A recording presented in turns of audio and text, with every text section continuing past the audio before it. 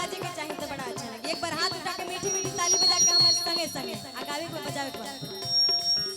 ओढ़ी के चुनरिया देखो लाली झूले निमिया के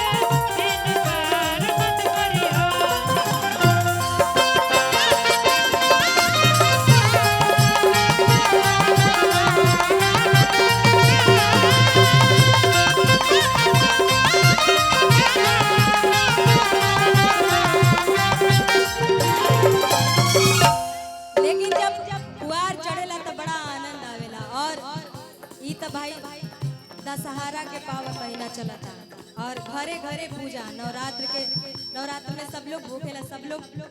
माई से आशीर्वाद लेवेला का हमनियो सब लेवेनी रहुओ सब लेवेनी। बड़ा सुंदर लाइन बा चढ़ते कुंवरवा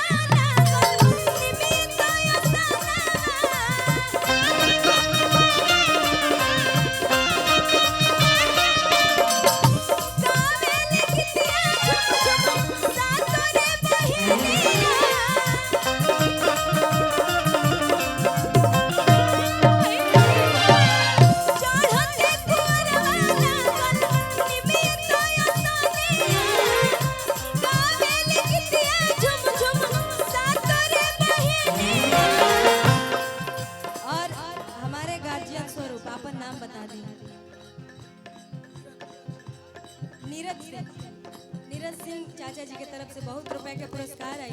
आशीर्वाद प्यार आए और इनके चरणों में बार बार प्रणाम बा। ऐसे ही अपन प्यार बनौले रहे। और बड़ा ही सुंदर लाइन बा देखी देखी मने मुस्काली मने मने देखी मुस्काली झूले ली मैया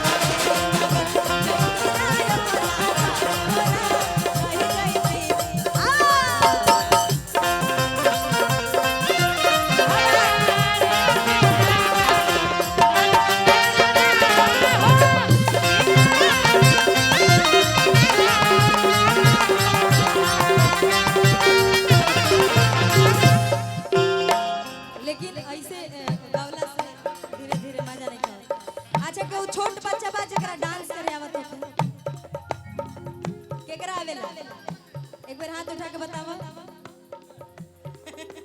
अच्छा लजात काहे बड़ा हमनी का पर गांव में बनी तनु हैं केकरा वेले नाचे बतावा जा ना वेले के तो नाचे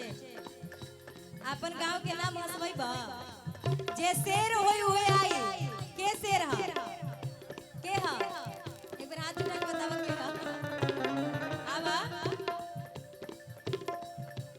अच्छा तू उनका के कहा उनका के कहा तू ही आजा ना बेला अच्छा हम जैसे जैसे करम वैसे कर ले बनू ना अच्छा जाए तो तू ना नच बता अब अपन नाम हंसवा देला रहे दो नाम हंसवा देला आई सब लोग मीठी मीठी ताली बजा के अपन प्यार प्यार निमिया के डाढ़ मैया लावेली झूलू हवा अच्छा अच्छा एक मिनट भैया भैया हमारी माताएं बहनें भी यहाँ पे उपस्थित हैं मतलब रउआ सब भी बानी हमू बिहारे के हैं मतलब विदेश के ना है एक बेर रउआ सब हाथ उठा के अच्छा गाना तो सब लोग सुन ले वही निमिया के डाढ़ मैया के सुन ले हाथ उठा के बताइए